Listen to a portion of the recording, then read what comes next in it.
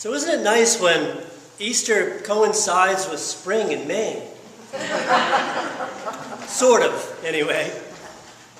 This morning was a little gloomy and muddy, but maybe that's just right. Maybe that's just right. The first Easter was not all bright and flowery. Followers of Jesus were traumatized. Traumatized. Not to get into the gory details, but they just witnessed a train wreck. So early in the morning, the women are headed for the tomb. What are they looking for there?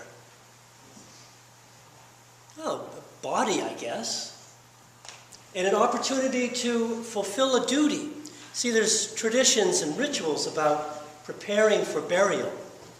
So they have their arms loaded with spices, and they're going to pay respect, due respect for this person that meant so much to them. Maybe also they're looking for a quiet moment of grief, away from all the confusion. A chance to have a quiet goodbye. They're looking for Jesus, really, for his presence. It's what we do when we remember and honor people that we love. It's a way of kind of keeping them alive. When they get there, he's gone. He's not there for them. What are we looking for at the tomb of Jesus? Really think about it. What are we looking for here? Maybe a promise. Promise of life, of forever. Are we looking for a Lord? A fixer, really? No matter what happens, as long as there's Jesus, it's going to be fine. Or maybe what we're really looking for is some meaning. Some meaning in this whole suffering and death thing. I mean, really, what's this all about? This life that brings with it suffering and death. Maybe we're not consciously asking that question all the time, but it's there. It's nagging at us. It motivates so much of what we do in life. What's it all about? Wouldn't you think that a happy ending to this story, this gospel, passion, suffering, death story, that the happy ending should be they go to the tomb and there's Jesus, smiling and radiant, a happy, huggable Jesus, right? Risen from the grave, somehow reconstituted, and there to stay forever. That would be the happy ending you'd expect. But they get there and they find nothing. What's the good news about finding nothing?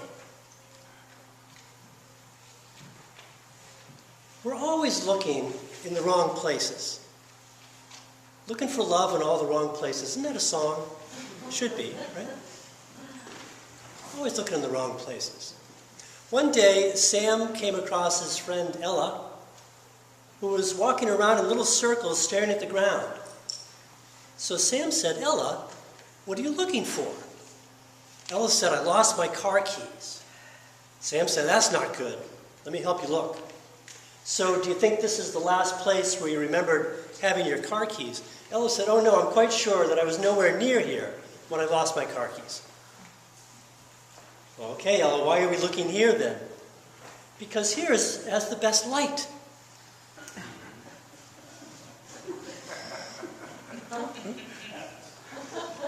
It's what's funny about us humans. We look for what's missing where we think we want to find it. Maybe in a relationship. Maybe in an addiction. Maybe in the newest iPhone. Whatever. And when we don't find what we're looking for, we keep looking in the same place. We look outside of ourselves for an answer to what's happening inside of ourselves. What if the certainty that we're looking for will always elude us? What if Jesus is moving on? What if Peter and Paul, they're so quick to explain what it's all about. What if they don't really quite know? What if 2,000 years of theology still hasn't grasped it? What if Jesus is moving on? When we follow Jesus, should we really be going in the same well-marked paths that have been used before? As if Jesus just goes around in a circle? If we follow Jesus, shouldn't we be cutting a new path?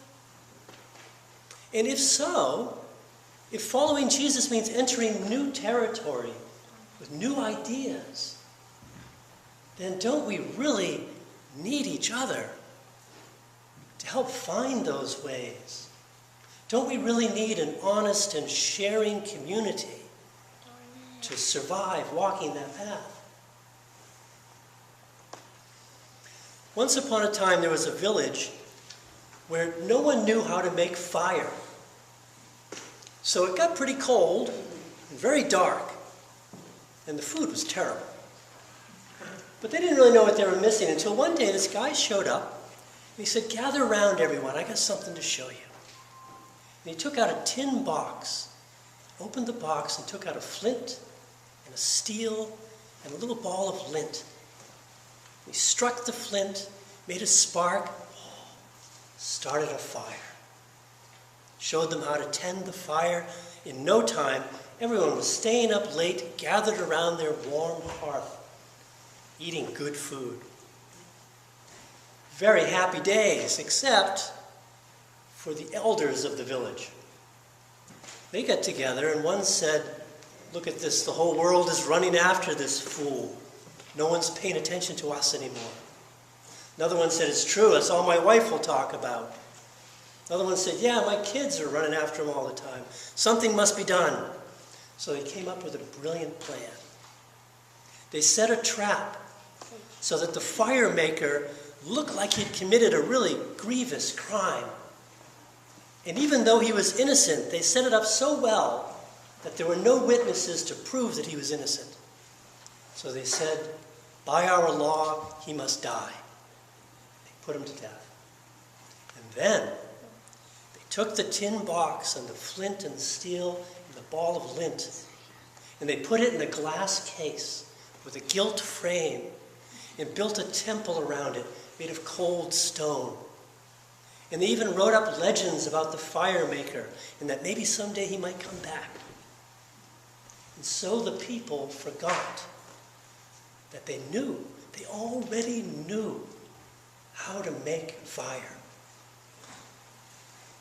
You know how to make fire. We come to the tomb looking for Jesus, and the angel says, "He's not here. Why do you look for the living among the dead?" Hallelujah, people. The Lord is risen. He's moving on. Let's get busy. Amen. Amen.